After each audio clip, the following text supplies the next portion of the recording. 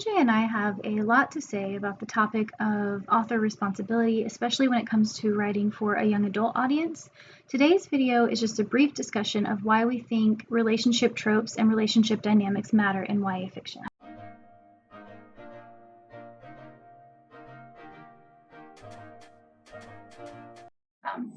I think Twilight works really well because it is that obsessive relationship that teen girls are hoping for. But I think that it was also kind of the first of its genre.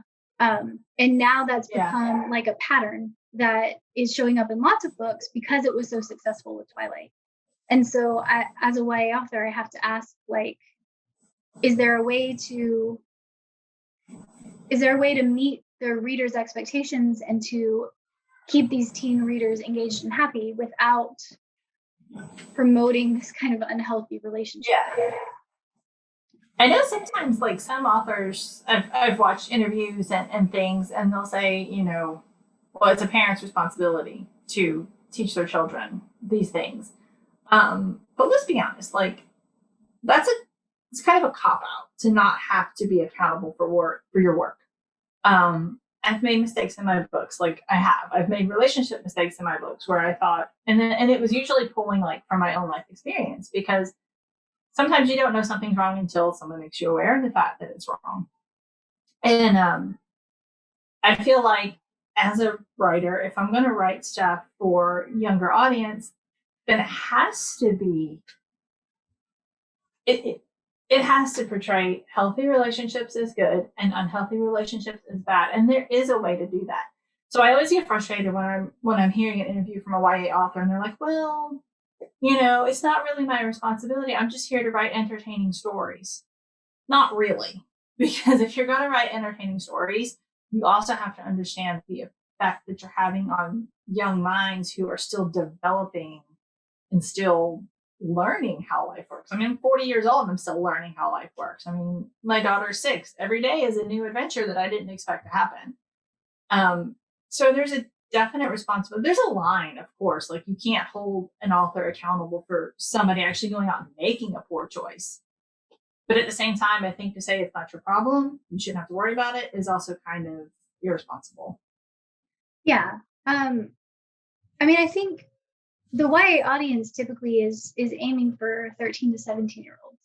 So that is a very impressionable age to just disregard what you might be putting into the books. And usually there are gatekeepers, like, at that age, especially on the younger end of that age range. Parents, librarians, teachers are the ones kind of gatekeeping like access to the books for the younger teens, but not always. And so you have to be, right, especially if it becomes a super popular series that everybody is talking about at school and the kid is going to borrow it or read it or whatever. So I just think I want, as a YA author, I want to write books that I would be okay with my children reading when they get that age. And it's not to say that there can't be difficult things in them or that the characters can't make bad choices, because that's part of that's part of storytelling. But like you said, it's whether those unhealthy relationships are glorified or whether there are realistic consequences that come as a result. And incidentally, I was just an example popped into my mind of one that kind of handled it well that I haven't thought of before, and that's Harry Potter. So there is one of the books, and I don't remember which one, but in one of the books, Ron gets this, like, spell put on him where he falls in love with this girl, and it is that super obsessive, like, they can't be away from each other even for a second sort of love. And it is absolutely portrayed as stupid and annoying to his friend. Like, they're like, oh, like, what is wrong with you, right? Can you stop this? Yeah. So it's interesting because she did it humorously, but it was also it was a way of communicating, like, this type of relationship is really not healthy and okay. Like, this is not the relationship goal, right? Like Yeah. all of the people are like, ugh, please don't, right? So it's interesting because I hadn't really thought of Harry Potter as an example of that before, but it's kind of just slipped in there as like a side plot. It's not even like the main focus.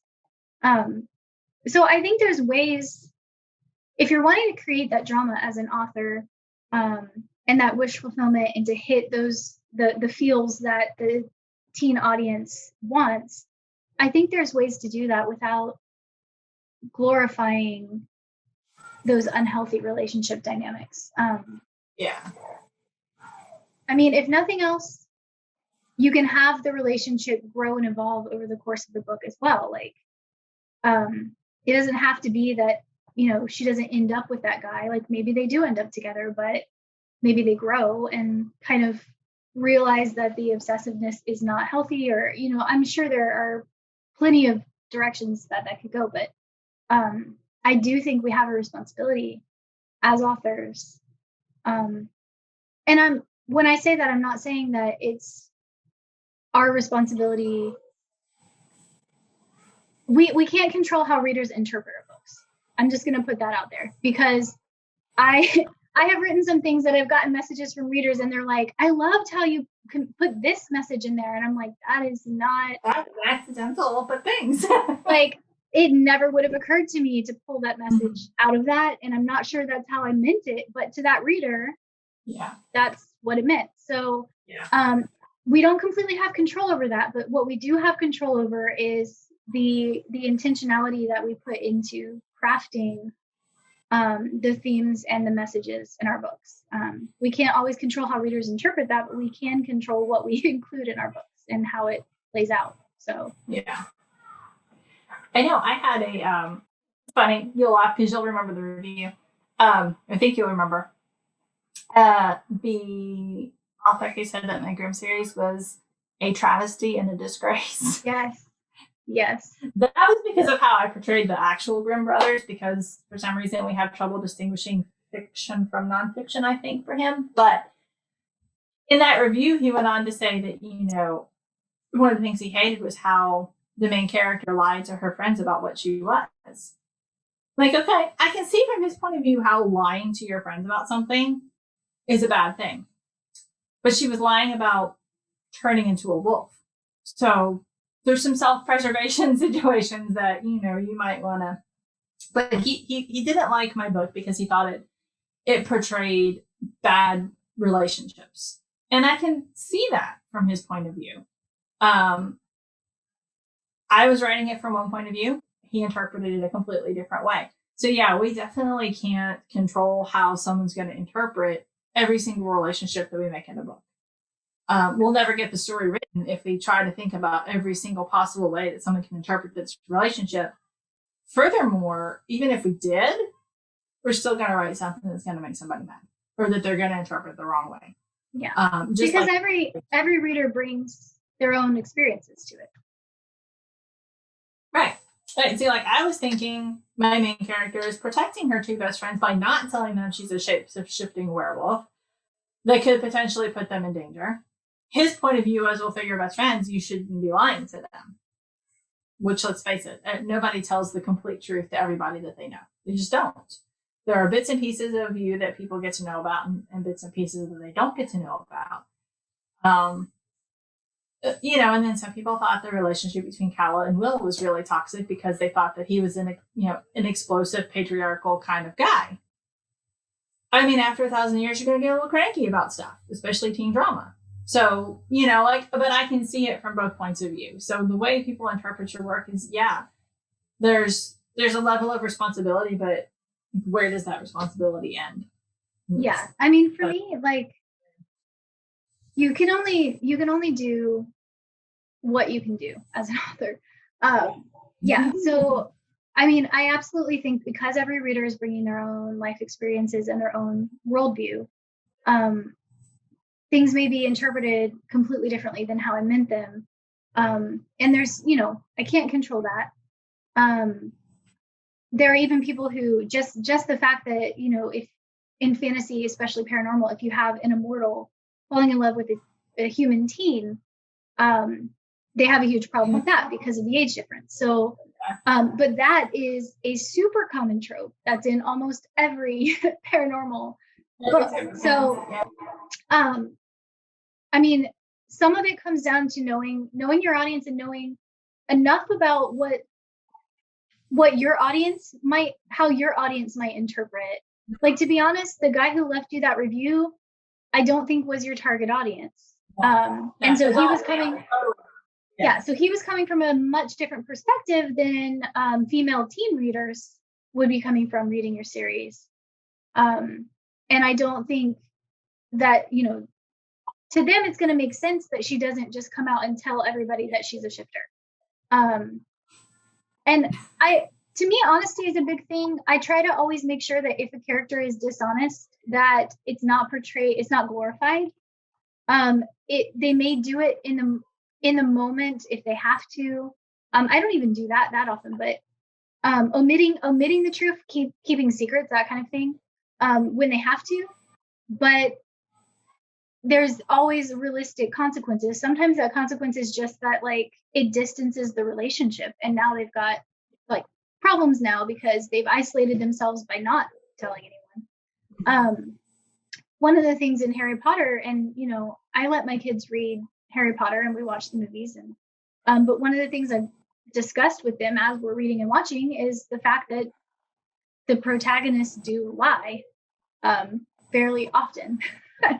And so they lie to grown-ups, and they kind of circumvent the rules. They break the rules a lot. But they're doing it because they're trying to defeat a Dark Lord that no one believes exists anymore. So their motivation is understandable, but at the same time, it's a good discussion point with my kids of, could they have handled this in a better way? Could they have done this differently?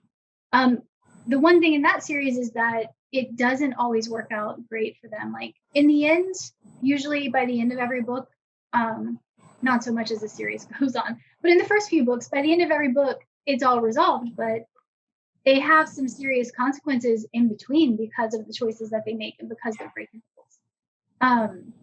So I think, you know, as an author, realistically, you can't have perfect characters that never make a bad choice, relationally or otherwise.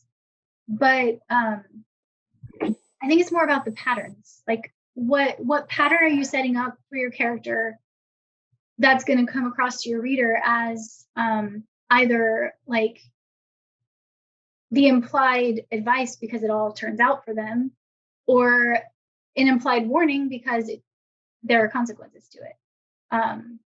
And I don't think it has to be completely overt and like hammering the reader over the head. I'm not a fan of like stories that really try to beat a moral into the reader.